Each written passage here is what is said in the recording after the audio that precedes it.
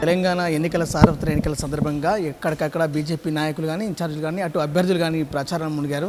ఏదంతా ఒక పక్క లెక్క అయితే అటు ఎన్నికలు ఉన్నా లేకుండా ప్రజల మధ్య ఉంటూ నిరంతరం ప్రజల సంక్షేమం కోసం వారి యొక్క బాగోగుల కోసం నిత్యం ప్రజల్లో ఉండేటువంటి వ్యక్తి ఇంకెవరో కాదు, ఆయనే మహేశ్వరం నియోజకవర్గ బీజేపీ అభ్యర్థి అందేల శ్రీరాములు యాదవ్ ప్రస్తుతం మనతో ఉన్నారు. వచ్చే ఎన్నికల్లో ప్రచారాలు ఎలా జరగబోతున్నాయి, ఎలా ముందుకెళ్తున్న అంశం మీద మనం పూర్తిస్థాయిలో వారిని అడిగి తెలుసుకుందాం. అన్న నమస్తే. నమస్తే అన్న, ఎట్లా ఉంది ప్రచారాలు? అంటే ఎన్నికలు రాకముందు నుంచి కూడా మీరు జనాల్లో ఉంటారు, జనాల ముందు వారి సమస్యల గురించి కూడా నిత్యం పోరాటం చేస్తారు. ఇప్పుడు ప్రచారం అవసరం లేదు, ఎన్నికల ముందు కానీ ఎన్నికల తర్వాత కానీ మీరు ఒకే విధంగా ఉంటారు. ఇప్పుడున్న ప్రచారంలో బీజేపీకి చాలా ప్రతిష్టాత్మకంగా జరుగుతున్నటువంటి ఎన్నికలు, ఈ ఎన్నికలు ఎలా ముందుకెళ్ళబోతున్నారు? రాష్ట్ర వ్యాప్తంగా బీజేపీ పరిస్థితి ఎలా ఉండబోతుంది అన్న? రాష్ట్ర వ్యాప్తంగా భారతీయ జనతా పార్టీ అధికారం రావడం ఖాయము.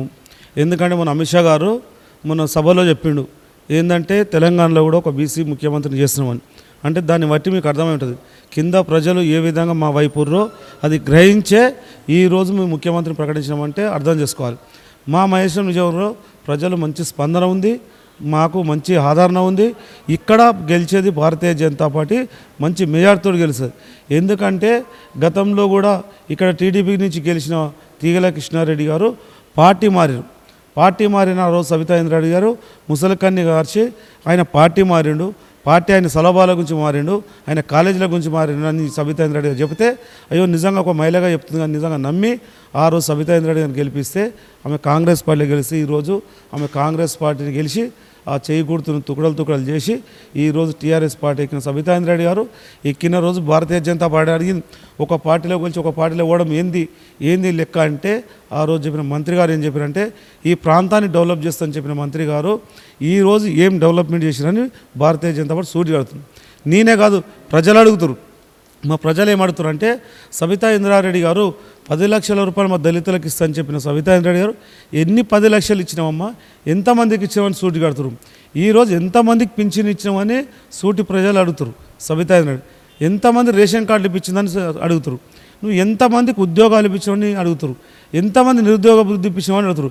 మా ప్రాంతంలో ఉన్న భూములని కబ్జా అయితే ఎవరికి ఇచ్చిన సబితా ఇంద్రారెడ్డి గారి భూమిలో జాగ పైసలు తీసుకుపోయి ఎవరు దీని ఇంకా పాత్ర ఉంది, నీ ప్రాంతంలో మీ కొడుకు పెత్తనం ఏందని ప్రజలు అడుగుతారని.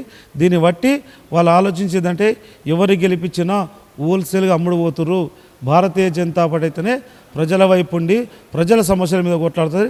అట్లాంటి నాయకుని ఎన్నుకోవాలని భారతీయ జనతా పార్టీని చూస్తారు ఈరోజు ప్రజలు.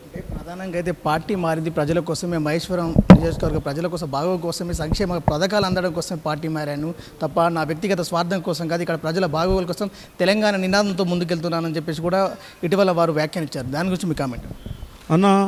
తెలంగాణ నిదానం అంటే సబితా ఇంద్ర అంటే ప్రజలందరూ నవ్వుతారన్న. తెలంగాణ గురించి మనం అందరం కొట్లాడుతుంటే తెలంగాణ గురించి ఒక్కరోజు బయటకు వచ్చి నువ్వు జై తెలంగాణ అని ఉద్యమకారులు అందరూ వచ్చితే ఓయి విద్యార్థులు అందరూ వస్తే నువ్వు ఆ రోజు నై తెలంగాణ అని చెప్పి ఆ రోజు కొట్టించింది మీరు, హోంమంత్రిగా ఉన్నాడు మీరు కదా.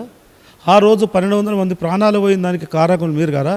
ఆమె ఇలా తెలంగాణ గురించి మాట్లాడితే వేదాలు దయ్యాలైనాడు ఇట్లా మీరు మీకు తెలియదు అన్న, మీ అందరూ తెలిసిందే. ప్రజలు క్లియర్ కట్టుకుర్రు. ఆమె తెలంగాణ గురించి మాట్లాడడం సిగ్గుసేట్ అనిపిస్తుంటుంది. తెలంగాణ ద్రోహులుగా పిలువబడ్డటువంటి నేతలు కూడా ఇప్పుడు పార్టీలో బీఆర్ఎస్ పార్టీలో చేరి తెలంగాణ ఉద్యమంలో పాల్గొన్నట్టు చెప్పుకుంటున్నారు. సంక్షేమ పథకాలు మాత్రమే బీఆర్ఎస్ పార్టీ అందిస్తుంది, ఆ సంక్షేమ పథకాలే ఇప్పుడు బీఆర్ఎస్ని గెలిపిస్తాయంటున్నాయి. ఈ నేపథ్యంలో బీజేపీకి ఎలాంటి మేనిఫెస్టో లేదు, ఏ విధమైనటువంటి ఎజెండా లేదు, ప్రజల్లోకి ఏ విధంగా ముందుకెళ్తారు, ఓట్లు అడగడానికి వాళ్ళకి ఏం నైతిక హక్కు ఉందని కూడా అంటున్నారు. భారతీయ జనతా పార్టీ మేనిఫెస్టో వస్తుందన్న, తొందరపడకుండా 2-3 రోజుల్లో వచ్చేస్తుంది. ఈరోజు మాది ఫైనల్ లిస్ట్ అవుతుంది, ఆ తర్వాత మేనిఫెస్టో వస్తుంది. మేనిఫెస్టో రాకుండా భారతీయ జనతా పార్టీ ఏం రాదు. మీకు అట్లాంటి అపోహలు అవసరం లేదు. ఇక్కడ మేము వచ్చిన వెంబడే ఈ ప్రాంతంలో చాలా ట్యాక్సీలు పెంచారు. 2 కార్పొరేషన్లో జూబ్లీస్ బంజారాస్ కంటే ఎక్కువ ట్యాక్సీలు పెంచారు. ఆ ట్యాక్సీలు తగ్గించే బాధ్యత భారతీయ జనతా పార్టీకి. ఇంకో విషయం భారతీయ జనతా పార్టీ వచ్చిన వెంబడే వైద్యం విద్య ఫ్రీ అందిస్తామని మా పార్టీ మేనిఫెస్టో ఉంటుంది, మీరు చూడండి. భారతీయ జనతా పార్టీ వచ్చిన వెంబడే ఈ పింఛన్లు ఒక ఇంటికి ఒకటి ఇస్తే మేము 2 పెద్ద మనుషులు ఉంటే 2 పింఛన్లు ఇచ్చే బాధ్యత భారతీయ జనతా పార్టీ తీసుకుంది. ఈ ప్రాంతంలో చాలా కంపెనీలు వచ్చినాయి, ఆ కంపెనీలు మా లోకల్ వాళ్ళకి ఇవ్వలే కాబట్టి మా యువతకు ఉద్యోగాలు ఇప్పించే బాధ్యత భారతీయ జనతా పార్టీ తీసుకుంటుంది. మంత్రిగా ఉన్నటువంటి సబితా ఇంద్రారెడ్డి గత కొంతకాలంగా మినిస్టర్గా ఉండి సంక్షేమ పథకాలతో పాటు నియోజకవర్గం పెద్ద స్థాయిలో తిరుగుతారు. ఇటీవల బీజేపీ ప్రచారంలో కూడా మీ మీద దాడులు చేసే ప్రయత్నాలు కూడా జరిగాయి. అది ఎటకేలకు అధికారంలో ఉన్న పార్టీ చేస్తుందని కూడా మీరు చెప్పారు. ఈ నేపథ్యంలో మంత్రిగా ఉన్నటువంటి నియోజకవర్గంలో ఈసారి పోటీ గట్టిగిచ్చే అవకాశం ఉంది. ఎదుర్కొనేటువంటి శక్తి అందెల శ్రీరాములు యాదవ్కు ఉందంటారా? మీకు కంటికి కనిపిస్తలేదన్నా? మంత్రి గారు ఉండి ఆమె మంత్రి పదవిలో ఉంటేనే ఈరోజు కందుకూరు ఎంపీపీ మేము, ఈరోజు మున్సిపల్ చైర్మన్ మేము తుగ్గూడలో, ఈరోజు 2 జిహెచ్ఎంసీ కార్పొరేటర్ 2 జిహెచ్ఎంసీ కార్పొరేటర్ కలిసి, అంటే ఈ ప్రాంతం 8 భాగాలుగా ఉంటే 4 మేము ఉన్నాం. ఆమెకు లేదు అంత బలం. ఆమెను మంత్రిగా ఉండగానే ఎదుర్కొనే దమ్ము శక్తి ఉన్నది భారతీయ జనతా పార్టీకి. మీకు ఆ శక్తి కనిపిస్తలేదు. మీకు ప్రజలు ఇస్తున్న శక్తి మీకు అర్థమవుతలేదు. మంత్రి గారు క్లియర్గా అర్థం ఉంది. మంత్రి గారు క్లియర్గా ఆమెకు క్లియర్ కట్గా 3వ తారీఖు ఆమె ఇంటికి పోతున్న విషయాన్ని ఆమెకు అర్థమయ్యే ఉంది. అంటే ప్రతిపక్షాల మీద ఆరోపణలు చేస్తున్న వారందరూ కూడా ఐటీ దాడులు చేస్తూ వాళ్ళ మీద ఇబ్బంది పెట్టే పరిస్థితులు. మరి నెక్స్ట్ అందెల శ్రీరాములు యాదవ్ మీద దాడులు చేసే ప్రయత్నం కనిపిస్తుందా? దాడులు ఎవరైనా చేసుకొని ఏమైనా చేసుకున్నా ఎవరు దాడి చేసినా భయపట్టలేదు, దేనికి భయపడలేదు. ఐటీలు అవన్నీ ఎవరి పని వాళ్ళు చేసుకోవడం పోతారు. దానికి మనం భయపడలేదు. ఇంకోరు దాన్ని మనం అవసరం లేని పని. ఎందుకంటే మన పని మనం చేసుకోవడం పోదాం. బండి సంజయ్ కూడా ఇప్పుడు కేంద్రంలో ఇచ్చినటువంటి నినాదాల ప్రకారం వారికి ఇచ్చినటువంటి రైట్స్ ప్రకారం కూడా స్టార్ క్యాంపెయినర్ కూడా బండి సంజయ్ గారు కూడా రోజుకు 3 జిల్లాలు కవర్ చేసే విధంగా కూడా ఇప్పుడు మన జిల్లాకు వచ్చే అవకాశం, మహేశ్వరం నియోజకవర్గానికి వచ్చే అవకాశం ఉంటుంది. ఇక్కడ ప్రచారం చేశారు. బండి సంజయ్ కుమార్ గారు 9వ తారీఖు మేము నామినేషన్ వేస్తున్నాం. 9కి నామినేషన్కి బండి సంజయ్ కుమార్ గారు వస్తారు. ఆయన ర్యాలీ ద్వారా పోయి నామినేషన్ వేస్తున్నాం మా ప్రాంతానికి.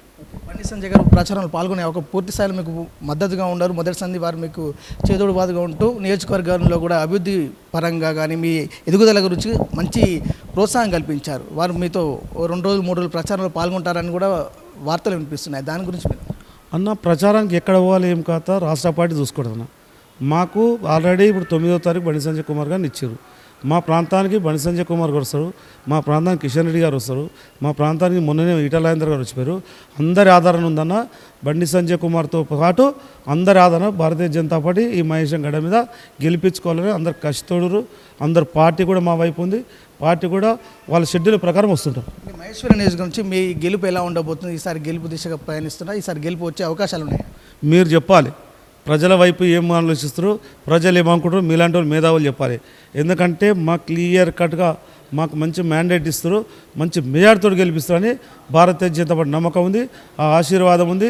ఎందుకంటే ఈ ప్రాంతంలో వచ్చిన బిడ్డగా, ఈ ప్రాంత వాసిగా, ఎందుకంటే ఈ ప్రాంతంలో సమస్యలు తెలిసిన బిడ్డగా, ఈ ప్రాంతంలో ఎక్కడ ఏ సమస్య ఉంది, ఏ ప్రాంతంలో ఎక్కడ ఉంపు ఉంది, ఏ ప్రాంతంలో ఎక్కడ మిట్ట ఉందనే విషయం తెలిసిన వ్యక్తిగా నాకు తెలుసు. ఇద్దరు వలస పక్షులు, ఇద్దరు ఈ ప్రాంతానికి సంబంధం లేని, ఇక్కడ ఓటు లేని వాళ్ళు, ఇక్కడ ఇండ్లు లేని వాళ్ళు, కాంగ్రెస్ కానీ బీఆర్ఎస్ పార్టీ కానీ వాళ్ళకు ఓటు హక్కు లేకుండా, వాళ్ళు ఇండ్లు కట్టుకొని లేకుండా ఇక్కడ ఏదో వలస పక్షులాగా వచ్చి ఈ ప్రాంతం మీద పెత్తనం చేద్దామంటే ఇక్కడ ఉన్న 5,20,000 ఓటర్లు వాళ్ళని తిరస్కరించడం ఖాయం. బీజేపీ ఎమ్మెల్యేగా మీరు గెలుపు పక్క అంటున్నారు. 100%. ఏమైనా డౌటా? ఏమైనా డౌట్ ఉందా నీకట్లా? బరాబర్ భారతీయ జనతా పార్టీ గెలుస్తుంది. డిసెంబర్ 3న కాషాయ జెండా ఎగురుతుంది, చూడబోతున్నారు. అందెల శ్రీరాములు యాదవ్ ఎమ్మెల్యేగా గెలుపు పక్క అంటున్నారు. ఓవైపు కేంద్రం కూడా బీసీని ముఖ్యమంత్రి చేస్తారు. మరి ఆ బీసీ ముఖ్యమంత్రి మీరే అనుకోవచ్చా? నా స్థాయి అది కాదు. నువ్వు లేనిపోయిన మాటలు నాకు. నేను ఎమ్మెల్యే వరకే నేనున్నా. అది చాలామంది మా మీద పెద్దలు వాళ్ళ పని వాళ్ళు చూసుకుంటారు. బీసీలకు సీఎం అవకాశం ఇవ్వడం పట్ల మీరు ఏ విధంగా హర్షం వ్యక్తం చేస్తారు? సంతోషకరమైన విషయమన్నా. చాలా ఏళ్ళ సంది ఏ పార్టీ చేయని త్యాగం ఇలా భారతీయ జనతా పార్టీ చేస్తుందంటే విషయమే కానీ మీరు ఆలోచించండి. ఏ పార్టీ ఇలా టీఆర్ఎస్ రైతారు ఎవరన్నా? వాళ్ళ కుటుంబం తప్ప ఎవరైనా అవుతారా? ఎవరైనా అవుతారా? ఇలా భారతీయ జనతా పార్టీ ఇస్తుందంటే దాన్ని స్వాగతించాల్సింది కదా, ప్రజలంతా స్వాగతించాల్సింది. బీజేపీకి సరైన ప్రత్యర్థి అనుకుంటున్నాను. ఏ ప్రాంతంలో? మహేశ్వరంలో ఎవరు అనేది కాంగ్రెస్ వాళ్ళని టీఆర్ఎస్ వాళ్ళని అడగాలి. ఎందుకంటే మంచి ఉద్యమ టైంలోనే ఇక్కడ టీఆర్ఎస్ పార్టీని గెలవలేదు. మొన్న మంచి 2018 గాలి ఉంటే కూడా టీఆర్ఎస్ పార్టీని గెలవలేదు. ఇవాళ వాళ్ళకు ఎదురు గాలి వస్తుంది. మరి ఎవరు గెలుస్తారో ఎవరు ఉంటారో మీకు అర్థమై ఉంటుంది. ఇలా భారతీయ జనతా పార్టీ మంచి మెజార్టీతో గెలుస్తున్న విషయాన్ని ప్రజలందరూ చెప్తారు. మీలాంటి మీడియా సోదరు కూడా అదే చెప్తారు. వాళ్ళకి చెప్పాలి. వాళ్ళు ప్రత్యామ్నాయం కాంగ్రెసా టీఆర్ఎస్ఆ వాళ్ళు చెప్పాలి. ఫైనల్గా ఈ నియోజకవర్గ ప్రజలకు మీ తరపున ఏం చెప్పదలుచుకున్నారు? నేను చెప్తున్నా కానీ మా ప్రాంతం గురించి తెలిసిన వ్యక్తిగా, ఈ ప్రాంత సమస్యలు తెలిసిన బిడ్డగా 2018 నుంచి ఓడిపోయినా ఈ ప్రాంతాన్ని పట్టుకొని తిరుగుతున్నా, ఇదే జెండాను పట్టుకొని తిరుగుతున్నా. నేను పార్టీలు మారలే, పార్టీలే మారిన వాళ్ళకు బుద్ధి చెప్పాలని ఇక్కడ ఉన్న ప్రజలను కోరుకుంటున్నా. అదేవిధంగా ఈ ప్రాంత బిడ్డగా మీరందరూ ఆదరించాలి, మీరందరు దీవెనతో ఉండాలని మా ప్రజలను కోరుకుంటున్నా. వాళ్ళు ఆదరిస్తారని ఆ విశ్వాసంతో ముందుకోదు. బీజేపీ నియోజకవర్గం పరిస్థితుల్లో మహేశ్వరం నియోజకవర్గం కూడా ఈసారి పక్కా జెండా బీజేపీ జెండా ఎగరవేయడం ఖాయమంటూ కూడా అందేల శ్రీరాములు యాదవ్ గారు స్పష్టం చేస్తారు. కెమెరామెన్ మహేష్తో మహేష్ బడంపేట్.